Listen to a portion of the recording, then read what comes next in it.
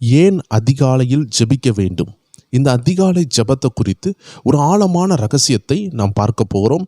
தேவஜனங்களே, அதிகாலையில் ஜெபிக்கும் பொழுது நம்ம உள்ளான மனுஷனுக்கு என்ன நடக்குது? அதிகாலையில் தேவனோடு கனெக்ட் ஆகும் பொழுது அந்த நாளில் உள்ள சோர்வுகள், போராட்டங்கள் எப்படி மறைந்து போகிறது, அவைகளை ஜெயிக்கக்கூடிய திராணி நமக்கு எப்படி உண்டாகுது என்பதை நாம் பார்க்க போகிறோம். அநேகருடைய வாழ்க்கையில் இந்த கனெக்ஷன் இல்லாததுனால பெரிய பெரிய போராட்டத்துக்குள்ளாடி, அட்டாக்ஸ்குள்ளாடி அவர்கள் காணப்படுகிறார்கள். எல்லா காரியமும் செய்யணும்னு நினைக்கிறவங்க அதிகாலையில் ஆண்டவரோடு இல்லாமல் போய்விட்டால் அந்த ஒவ்வொரு நாளும், ஒவ்வொரு நிமிஷமும் அந்த புதிய நாளே ஒரு பழைய நாள் போல, ஒரு வேதனையான நாள் போல, ஒரு துக்கமான நாள் போல, துயரமான நாளாக மாறுகிறது. இன்னைக்கு முக்கியமாக ஒரு 5 காரியத்தை நாம் பார்க்க போகிறோம். விரைவாக ஒன்று காரியங்களாக நம்ம பார்த்து விடுவோம். வாருங்க, நம்ம வீடியோவை ஃபுல்லாக கேட்கலாம். நீங்கள் பார்த்து கொண்டிருக்கிறது ஸ்பிரிச்சுவல் WF என்ற ஆவிக்குரிய ரகசியங்களை வெளிப்படுத்தும் ஒரு நல்ல சேனல். வாரத்தில் 2 நாள் நம்ம என்ன செய்கிறோம்? தொடர்ந்து வீடியோக்களை பார்த்து கொண்டிருக்கிறோம். இனி ஆண்டோடைய சித்தமானால் ஒவ்வொரு நாளும் நம்ம அழகான ரகசியங்களை பெற்றுக்கொள்ளலாம். சேனலோடு இணைந்திருங்க. இன்றைக்கி ஏன் அதிகாலையில் ஜெபிக்க வேண்டும் என்று ஆழமான ஒரு காரியங்களை பார்க்க போகிறோம். முதலாவது, ஒரு நாளில் நம்ம ஒரு தசமமாக ஆண்டவருக்கு கொடுக்கணும்னு நினைத்தால் எவ்வளோ கொடுக்க வேண்டும் என்று யோசித்து பாருங்கள். 24 மணிக்கூர் ஆண்டவர் தருகிறார். கிட்டத்தட்ட 2 மணிக்கூருக்கும் மேலே நாம் கொடுக்க வேண்டும். இதை தான் பில்லி கிரகாம் என்ற தேவ மனிதர், தேவனால் வல்லமையாக பயன்படுத்தப்பட்ட அந்த தேவ மனிதர் சொல்லுகிறார். நீங்கள் தேவனுக்கு காணிக்க கொடுக்கணும்னு இந்த பழைய ஏற்பாட்டில் சொல்லப்பட்டபடி 10ல் 1 கொடுக்கணுனாலுமே 2.25 மணிக்கூர் நீங்கள் கொடுக்க வேண்டும். 24 மணிக்கூர் தருகிற ஆண்டவருக்கு 10 மணிக்கூருக்கு 1 மணிக்கூர்னு வைத்தால் 2 மணிக்கூர் 40 நிமிஷம் வரைக்கும் நாம் கொடுத்தாக வேண்டும் அல்லவா? ஆனால் நாம் பாருங்கள், 1 மணிக்கூர் கூட ஜெபிக்க மாட்டேங்கும். ஆண்டவர் தம்முடைய வாயால் 1 மணிக்கூறாவது விழித்திருக்கக்கூடாதா என்று சொல்லியிருக்கிறார். அப்படி என்றால் நாம் சோதனைக்குள் பிரவேசிக்காதபடி ஜெபிக்க வேண்டியது அவசியமாக இருக்கிறது. ஆனால் அதிகாலையிலே ஜெபிக்க வேண்டியதனுடைய ஒரு 5 காரியத்தை நாம் பார்த்து விடுவோம்.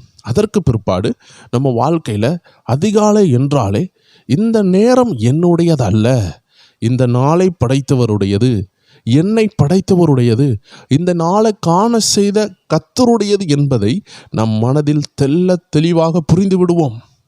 நான் வேதாகம கல்லூரியில் படிக்கும் பொழுது எனக்கு நிறைய ஆவிக்குரிய நண்பர்களை கர்த்தர் தந்தார். அந்த நாட்களில் ஒவ்வொரு பேரும் காலையில் எழுந்தவுடன், படுக்கையிலிருந்து எழுந்தவுடன் அப்படியே முட்டு போட்டு ஜெபிக்கிறத பார்க்க முடியும். சிலர்லாம் காலையில் எழும்பின உடனே பைபிளை தாண்டா நான் முதல்ல பார்க்கணும்னு சொல்லிட்டு பக்கத்துலேயே பைபிளை வச்சுருப்பாங்க. காலையில் எழும்பின உடனே வேதத்தை திறந்து வாசிக்கிறத என் கண்ணால் பார்த்துருக்குறேன். எழும்பும் பொழுதே அல்லேலூயான்னு கத்திக்கிட்டு எழும்புகிற சகோதரர்கள் உண்டு. அப்படி ஆண்டவரை உயிருக்கு உயிராக நேசித்த தேவ பிள்ளைகளை நான் பார்த்துருக்கிறேன்.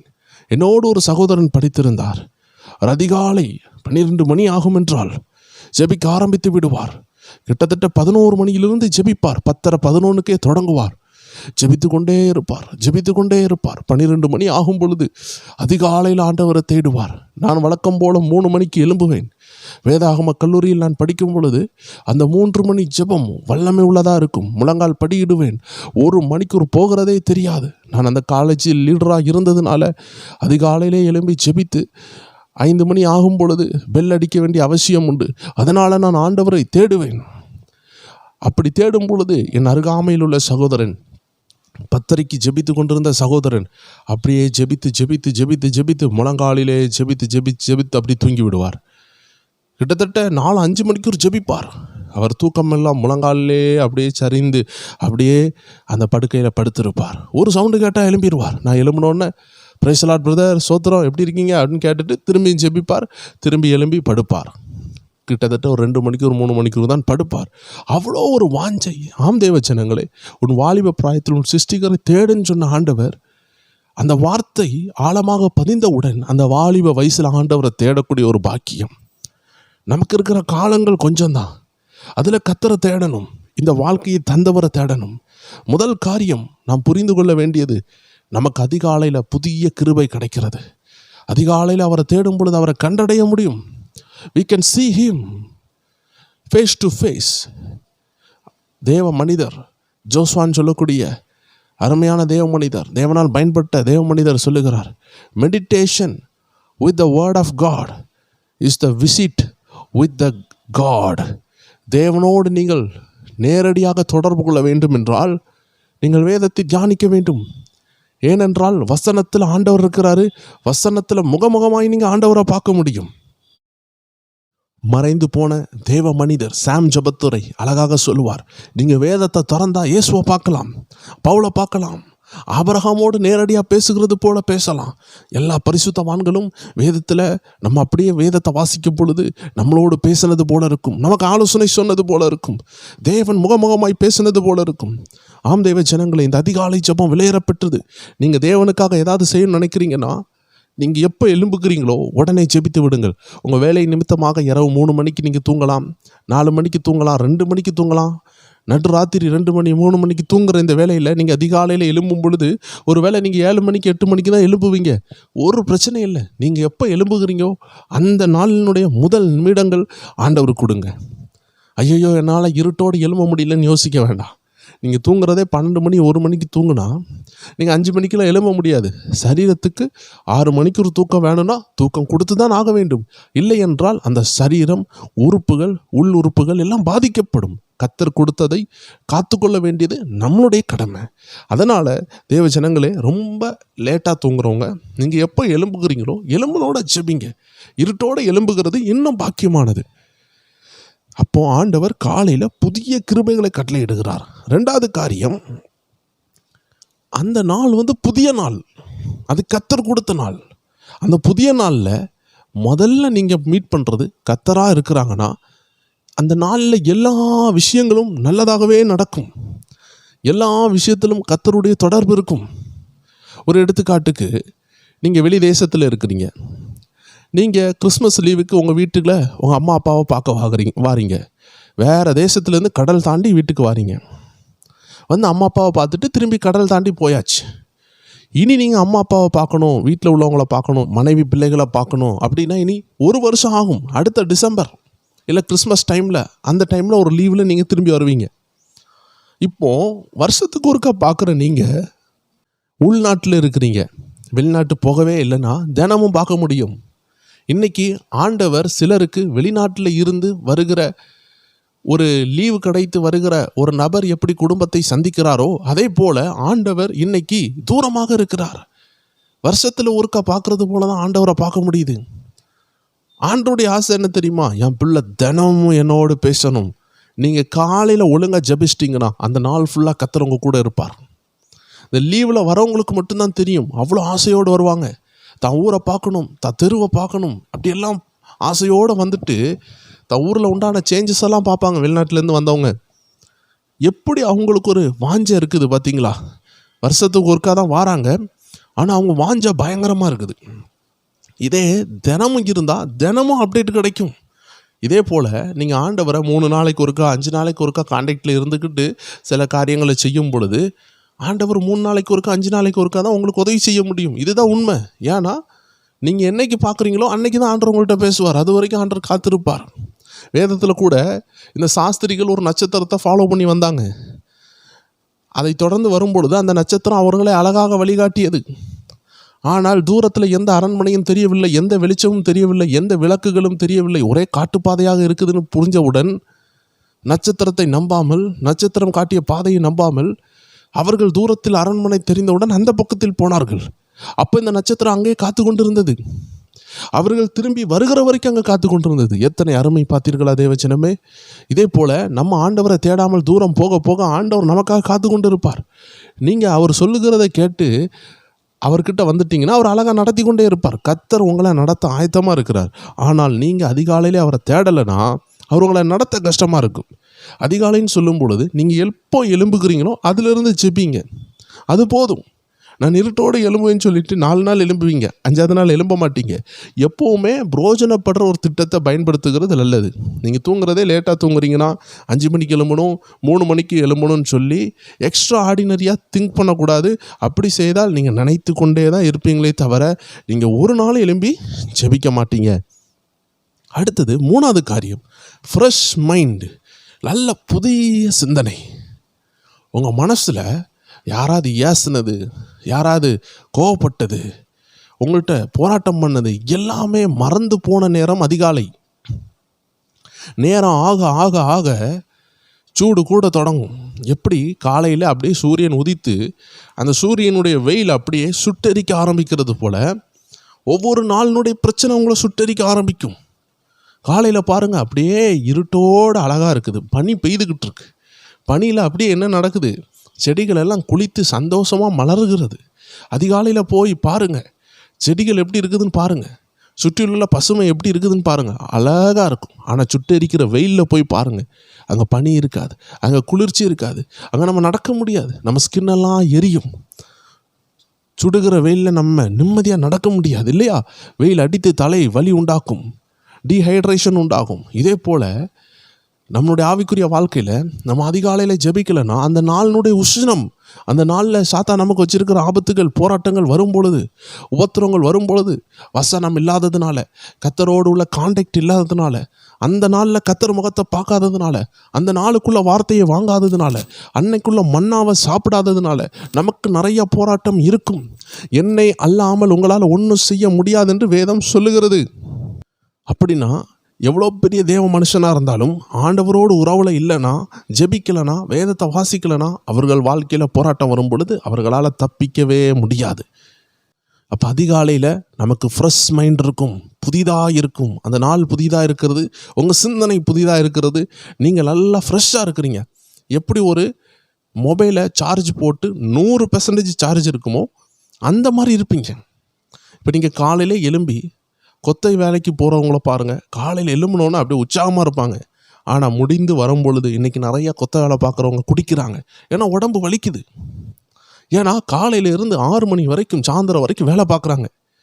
அப்போ வேலை பார்த்து அவர்களுக்கு உடம்பு டயர்டாக இருக்கிறதுனால சிலர் போய் நல்லா சாப்பிட்றாங்க, சூப்பு குடிக்கிறாங்க. சிலர் என்ன செய்கிறாங்க, குடித்து விடுகிறாங்க. போதை பொருளை குடித்து விட்டு, பிராண்டி குடித்து விட்டு தூங்கிடுவாங்க. அந்த போதையில் அவர்களுக்கு உடம்பு வலி தெரியவில்லை. தேவ ஜனங்களே, இதே போல தான் சாத்தான் அவர்களை வஞ்சித்தது போல நம்மளையும் வஞ்சிப்பான். நீங்கள் இந்த உலகத்தில் 4 பேர் ஏசின பிறகு ஜெபித்து உங்களால் எலும்ப கஷ்டமாக இருக்கும். 4 பேர் உங்களை குற்றப்படுத்தின பிறகு, பிசாசு உங்களை வகை தேடி உங்களை அடித்த பிறகு நீங்கள் ஜெபித்து பிரோஜனமே இல்லை. வரும் முன் காப்பது நலம். அதனால் நீங்கள் என்ன செய்திருங்க, முதல்ல ஜெபித்துருங்க.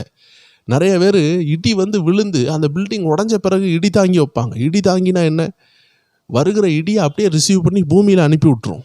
அப்போ இடி வர்றதுக்கு முன்னாடி இடி தாங்கியை வைக்கணும். இந்த இடி தாங்கின்னு ஒரு பொருள் இருக்குது, அதை வச்சா பெரிய பெரிய பில்டிங்கில் வைப்பாங்க. அது வச்சுட்டாங்கன்னா எவ்வளோ பெரிய இடி வந்தாலும் அதை அப்படியே ரிசீவ் பண்ணி பூமியில் கொண்டு போய் விட்டுரு சொல்லுவாங்க. இதே போல் போராட்டம் வர்றதுக்கு முன்னாடி நம்ம என்ன செய்யணும், இடி தாங்கியை வைக்கிறது போல் நம்ம கத்தரை தேடிடணும். கத்தரை தேடுறது தான் நம்ம வாழ்க்கையினுடைய இடி தாங்கி. எல்லா பிரச்சனையும் அவர் கூட இருப்பார். நீங்கள் கனெக்ஷனில் இருந்தால் அவர் கூட இருப்பார், இல்லைன்னா அவர் காத்து கொண்டு இருப்பார். 4வது காரியம், ரொம்ப சைலண்டாக இருக்கும், ரொம்ப அமைதியாக இருக்கும்.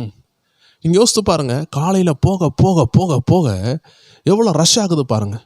உங்கள் வீடு ஒரு மார்க்கெட் மாதிரி மாறும். சிலர் வீட்டிலலாம் பிள்ளைகள் இருப்பாங்க, பிள்ளைகள் காலில் பார்த்தீங்கன்னா தூங்கிட்டு இருப்பாங்க. கொசு பறந்தால் கூட நம்ம காதில் கொசு கீன்னு வந்து சவுண்டு போடுற சவுண்டு கூட தெளிவாக கேட்கும், ஃபேன் ஓடுற சவுண்டு கேட்கும். இப்படி பின்ட்ராப் சைலண்டில் காலையில் இருந்துக்கிட்டு இருக்கும். இந்த நேரத்தில் பிள்ளைகளெல்லாம் அசந்து தூங்குவாங்க. நீங்கள் இப்போ ஜெபிச்சிங்கன்னா அற்புதமான நேரம், கர்த்தருடைய சத்தத்தை தெளிவாக கேட்க முடியும்.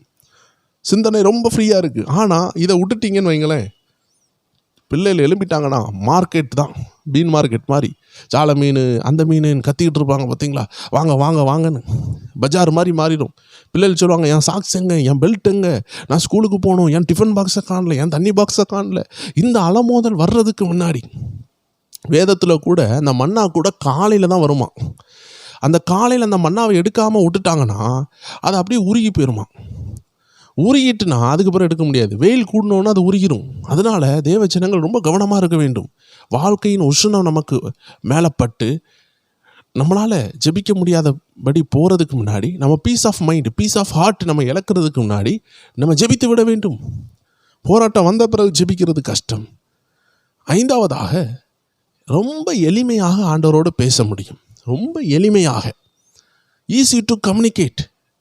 உடனே உங்கள் ஹார்ட் கனெக்ட் ஆகும். காலையில் புதிய கிருபை இருக்குது, காலையில் தேடும்போது அவரை கண்டடையலாம். அப்போ ஈஸி டு கம்யூனிகேட். இதை குறித்து வேதம் நிறைய சொல்லுகிறது. காலையில் வேதத்தில் யாரெல்லாம் ஜெபித்தான்னு பார்த்தீங்கன்னா, மார்க் 1:35 அவர் அதிகாலையிலே இன்னும் இருட்டோடே எழுந்து புறப்பட்டு வனாந்தரமான ஒரு இடத்திற்கு போய் அங்கே ஜெபம் பண்ணினார். வேதத்தில் இயேசு கிறிஸ்துவ குறித்து வேதம் சொல்லுகிறது. சங்கீதம் 5:3 சொல்லுகிறது, கர்த்தாவே காலையிலே என் சத்தத்தை கேட்டருளுவீர், காலையில் உமக்கு நேராய் வந்து ஆயத்தமாய் காத்திருப்பேன். காலையில் அவருடைய கிருபை புதிதாக இருக்கிறது. அவர் காத்திருப்பாராம், ஆண்டவருக்காக காத்திருப்பாராம். ஆண்டவர் நமக்காக காத்திருக்கிறது நல்லதா, இல்லை நம்ம ஆண்டவருக்காக காத்திருக்கிறது நல்லதா? நம்ம தாங்க காத்திருக்கணும்.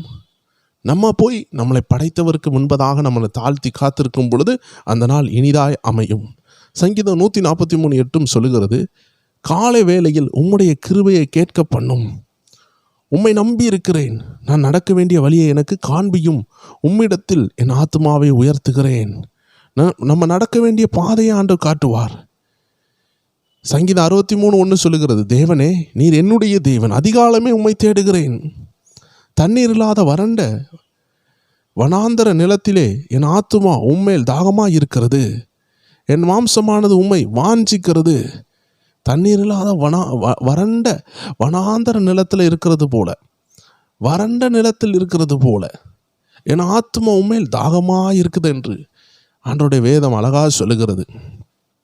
சங்கீதம் 119 147 சொல்லுகிறது, அதிகாலமே நான் கூப்பிட்டு உம்முடைய வசனத்திற்கு காத்திருந்தேன்.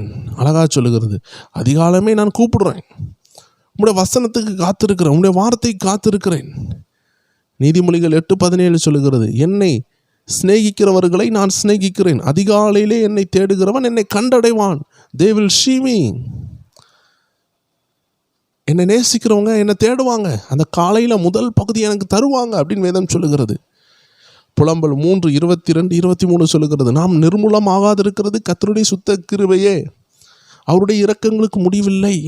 அவைகள் காலைதோறும் எவைகள் கிருபையும் இரக்கமும் புதிதாயிருக்கிறது. காலைதோறும் புதிதாயிருக்கிறது. உமது உண்மை பெரிதாயிருக்கிறது. இப்போ காலையில் ஆண்டோடைய கிருபை புதுசாக இருக்குது. தேவ ஜனங்கள் ஒவ்வொரு பேருக்கும் அது தேவையானதாக இருக்கிறது.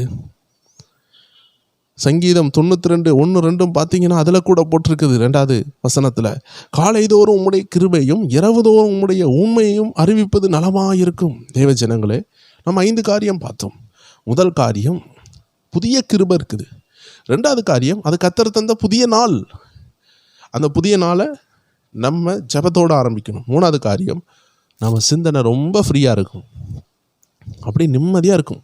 கொத்த வேலையை பற்றி நம்ம தியானிச்சுருந்தோம். கொத்த வேலைக்கு போகிறவங்க எவ்வளோ களைப்பாகிறாங்களோ இதே போல் உங்கள் மைண்டு காலையிலேருந்து சாயந்தரம் ஆகும் பொழுது உலகத்தினுடைய ப்ரெஷர், கடன்காரன், அவன் இவன் பிரச்சனை, நிறைய பேருடைய பிரச்சனை, பிள்ளைகளுடைய பிரச்சனை, மனைவினுடைய பிரச்சனை, ஒவ்வொரு பேருடைய பிரச்சனையை பார்த்து பார்த்து பார்த்து என்ன ஆகும்னா, தேவ ஜனங்களே, மைண்டு சோர்ந்து போயிடும். ஒரு கொத்த வேலைக்கு காலையில் போகிறவங்க அப்படி ஸ்ட்ராங்காக போகிறாங்க, வரும்பொழுது சோர்ந்து வராங்க. இதே போல் உங்கள் மைண்டும் நிறைய மக்களினுடைய போராட்டங்களெல்லாம் பார்க்கும்போது சோர்ந்து போயிடும். அதனால அது ஃப்ரெஷ்ஷாக இருக்கும் பொழுதே ஜெபித்து விடுங்கள். 4வதாக, ரொம்ப அமைதியான நேரம். காலையில் ஒரு மார்க்கெட்டு தொடங்குறதுக்கு முன்னாடி அந்த மார்க்கெட்டை போய் பாருங்கள், அவ்வளோ அமைதியாக இருக்கும். நைட்டு நேரம் போய் பாருங்கள், ஒரு சவுண்ட் இருக்காது மார்க்கெட்டில், எல்லோரும் வீட்டுக்குள்ளே இருப்பாங்க. பெரிய ஹைவேல கூட பாருங்கள், அப்படி நைட் நேரம் அமைதியாக இருக்கும். காலையில் ஆகினா நம்ம போய் அதில் நிற்க கூட முடியாது. இதே போல் தெய்வ ஜனங்களே, காலை ஆகும் பொழுது நம்ம சிந்தனை எல்லாம் பலவீனப்பட ஆரம்பிக்கும். 5வது காரியம், ஈஸி டு கம்யூனிகேட். ஆண்டவரோடு ஈஸியாக கம்யூனிகேட் பண்ண முடியும். நான் சிறுவனாக இருக்கும் பொழுது என்னுடைய டீச்சர் சொன்னாங்க, கொஞ்ச நேரம் எத்தனை சவுண்டு கேட்குதுன்னு பாருங்கடா அப்படின்னு சொன்னாங்க. உடனே நாங்கள் எண்ணும் பொழுது எங்கள் ஸ்கூல் பக்கத்தில் ஒரு கடை இருக்குது, ஒரு இரும்பு கடை. அந்த இரும்பு கடையில் தட்டிக்கிட்டே இருப்பாங்க, டிக்கு டிக்குன்னு. அப்படியே அந்த பாத்திரம் ஏதோ செஞ்சுக்கிட்டு இருக்கிற ஒரு சவுண்டு. பக்கத்தில் குதிரை நிற்கும். ஏன்னா அந்த ஊரில் குதிரை நிறைய வளர்ப்பாங்க. நான் படித்த ஸ்கூல்கிட்ட அந்த குதிரை, அதனுடைய வண்டி சவுண்டு, அந்த குதிரை கடையில் உள்ள ஆட்கள் சவுண்டு. இன்னும் ஆழமாக கேட்கும் பொழுது காக்கா சவுண்டு, குருவி சவுண்டு, அணில் சவுண்டு, ஃபேன் சவுண்டு, பக்கத்து கிளாஸ் ரூமில் உள்ள பிள்ளைகளுடைய சவுண்டு, நம்ம பக்கத்தில் உள்ள பசங்களுடைய சவுண்டு, பெஞ்ச் ஆடுற சவுண்டு, ரோட்டில் வண்டிகள் போகிற பைக்கு போகிற சவுண்டு. நான் சின்ன பையன் பார்த்திங்களா, அப்போ எண்ணிக்கிட்டே இருந்தேன். சைக்கிள் சவுண்டு, பைக்கு சவுண்டு, ரோட்டில் ஒரு தாத்தா பேசினா அந்த சவுண்டு, டீ கடையில் உள்ள சவுண்டு, எல்லா சவுண்டையும் சேர்த்து ஆக மொத்தம் ஒரு 19 சவுண்டு கேட்குதுன்னு சொன்ன நினைவு இருக்குது. ஏதோ 13லேருந்து 19 சவுண்டு கேட்டுச்சு. அது எந்த நம்பர் சொன்னான்னு மறந்து விட்டோம். ஆனால் சொன்னோம் இப்படி 20 சவுண்டுக்குள்ளே இருக்குதுன்னு. பசங்க எல்லோரும் ஒவ்வொருத்தவங்களும் ஒவ்வொரு அசிம்ஷன் சொன்னாங்க. சிலர் 4 சவுண்டு, சிலர் 10 சவுண்டு, சிலர் 20 சவுண்டு, சிலர் 25 சவுண்டு, ஏதோ ஒன்று. காலையில் ஏகப்பட்ட சவுண்டு. அதாவது ஸ்கூல் தொடங்கி அந்த ஒரு 12-11 மணி அளவில் அவ்வளோ சவுண்டு கேட்குது. அப்போ டீச்சர் சொன்னாங்க, இத்தனை சவுண்டு கேட்கும் பொழுது என் சவுண்டை நீங்கள் கேட்கணுன்னா நீங்கள் சத்தம் போடாமல் இருக்கணும் அப்படின்னு சொன்னாங்க. ஏன்னா டீச்சருடைய சவுண்ட் ரொம்ப மைல்டாக கேட்கும். பிள்ளைகளுக்கு கேட்கணுன்னா நாங்கள் எல்லாரும் சத்தம் போடாமல் இருந்தால் தான் அவங்க சவுண்டு கேட்கும். இதே போல தான் தேவஜனமே, இன்றைக்கி பல துயரங்களின் சத்தம் இருக்கும். உங்கள் கணவருடைய சத்தம், உங்கள் மாமி மாமனாருடைய சத்தம், உங்கள் பிள்ளைகளுடைய சத்தம், உங்கள் உற்றார் உறவினுடைய சத்தம் எல்லாமே காலையில் எழும்பணுன்னு கேட்க ஆரம்பிச்சிருவீங்க. ஃபோன் வரும், அது வரும். இதில் வேறு பிரச்சனைகளின் சத்தம், உபத்திரவத்தின் சத்தம், கடன்காரனுடைய சத்தம், பலவீனத்தின் சத்தம், வியாதியின் சத்தம், பயத்தின் சத்தம் எல்லாம் வர்றதுக்கு முன்னாடி கர்த்தரின் சத்தத்தை நீங்கள் கேட்டுட்டிங்கன்னா உங்கள் அதிகாலையில் இருந்தே அந்த நாளை இன்பமாக மாறிடும். எல்லாமே எல்லா போராட்டம் பெற கர்த்தருடைய சத்தத்தை கேட்க ஆரம்பிச்சிடும். நீங்கள் கர்த்தருடைய சத்தத்தை கேட்டுட்டிங்கன்னா ஒவ்வொரு போராட்டம் வரும் பொழுது நீங்கள் கர்த்தருடைய சத்தத்தை தான் பேசுவீங்க, வார்த்தையை பேச ஆரம்பிச்சிருவீங்க. எல்லா பிரச்சனையும் உங்களை தாக்காது.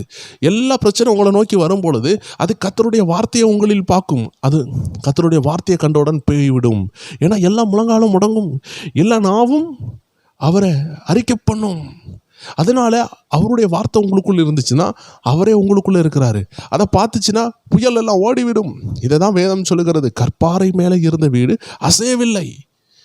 கற்பாறை மேலே இல்லாமல் மண்ணின் மேலே இருந்த வீடு அசைந்து விட்டது.